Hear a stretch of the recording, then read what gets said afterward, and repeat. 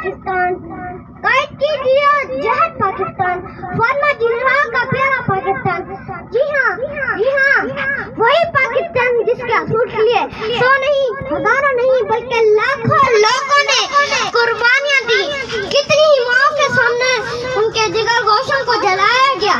जनाब सदर, किसी बेघर से पूछो घर की कीमत और किसी गुलाम से पूछो आजादी और वतन की कीमत, तो फिर एहसास होगा इस पाक सरजमीन पर हम रह रहे हैं और रब्बे कायनात की बहुत बड़ी नेमत और इनाम है।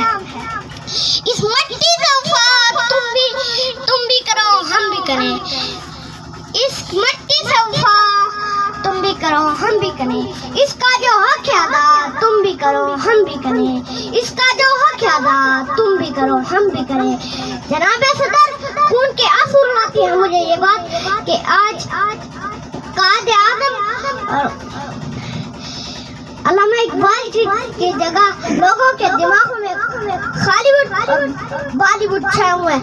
यूरोप की गुलामी पे रज़ामंद हुआ तो, यूरोप की गुलामी पे रज़ामंद हुआ तो, मुझको तो गिला तुझसे है, यूरोप से नहीं है। नाबे सदर, मैं अपनी स्पीच का इंतजाम इस शेर से करना चाहता हूँ। खड़े थे हम भी किस्मत के दरवाजे पर, खड़े थे हम भी किस्मत के दरवाजे पर, लोग दौलत पर गिरे हमने वतन मांग लिया। शुक्रिया व सलाम।